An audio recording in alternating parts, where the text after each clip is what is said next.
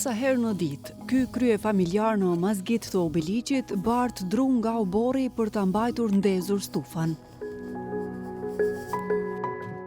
Kjo është forma e vetme se si ai e ngroh shtëpinë e tij, ku jeton me nënën. Dikon 15 metra veç dru, edhe bakia s'dalin mos më jam një mu edhe me qimër. Po qimyrin më fëllet herë ja me dhez, herë mos me dhez, janë dëtja ja ambientit e sene, na dyqysh për do të më nëzhe. Për kaq metra dru thot se shpenzoi rreth 500 euro, të cilat nuk I mjaftojnë për ta ngrohur gjithë shtëpinë. Ne na kisim me dalë në bërë, se një vend dhezë gjemi veç që të sallën me dhezë në 2-3 vendet të s'ki llogarisë, se që të 20-30 metra është, me nëzhe krejt shpinë. Zgjidhjen për ngrohje, banorët e Obiliqit duhet ta bëjnë vetë, edhe pse jetojnë pranë termocentraleve të Kosovës. Ngrohja kalon përmes tyre për në Prishtinë, por nuk ndalet tek ta, pasi ende mungon ngrohtoria qendrore e qytetit. Projekti I ngrohtorës ka nisur rreth 5 vjet më parë dhe janë kryer disa punë, si shtrirja e gypave nëpër disa pjesë të komunës, por nuk është vënë në funksion ende. Sipas kryetarit të Obiliqit, vonesat kanë ndodhur për shkak të kostos së lartë të investimit. Kanë qenë rreth 59 milion euro projekti I tënësishëm I kozionerimit. Kjo shifër tregon qartë që komuna e Obiliqit nuk e ka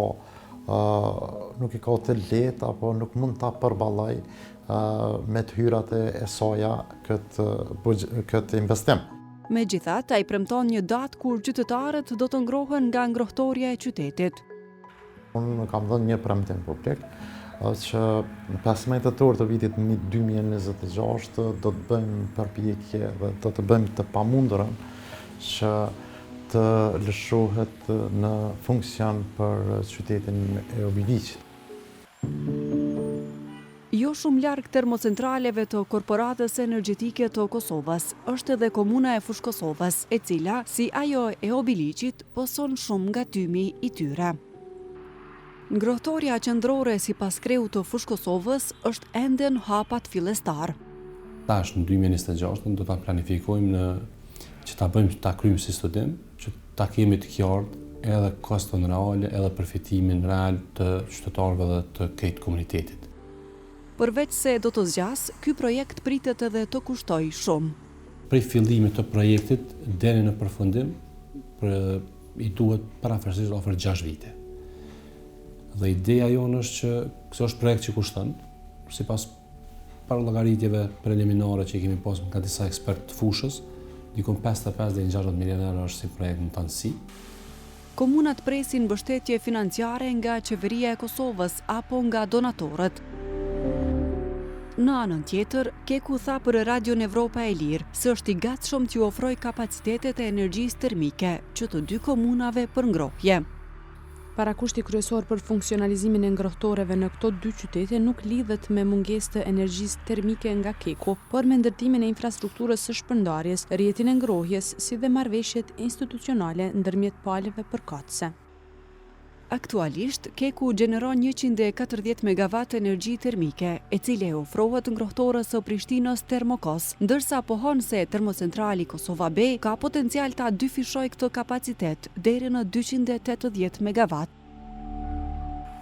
Sipas të dhënave të Agjencisë Statistikave të Kosovës, mbi 56% e popullatës në Obiliq ngrohet me dru, e pjesa tjetër me rrym. Në Fushkosovë, mbi 64% ngrohen me rrym, e të tjerët me dru. Këto të dhëna do të ndryshonin nëse do të kishte ngrohtore qendrore, thon nga Instituti për Politika Zhvillimore. Se I kishte do 66 milion euro, I shkry kogenerimi edhe për Fushkosovë edhe për Obiliq dhe vitin tjetër unë besoj që edhe qytetarë kishin pas groje ma kualitative, po edhe kosto e qytetarëve kishte qenë më ulët, edhe konsumi I energjisë kishte qenë më I vogël. Edhe Imer Shala pret ditën kur ngrohtoria qendrore e Obiliqit do të funksionalizohet dhe nuk do të ketë nevojë më të ndezë stufën në shtëpi. Kështë pas ndërtjen shumë atë vogël, se po alarmohet për ndërtje shumë të madhe.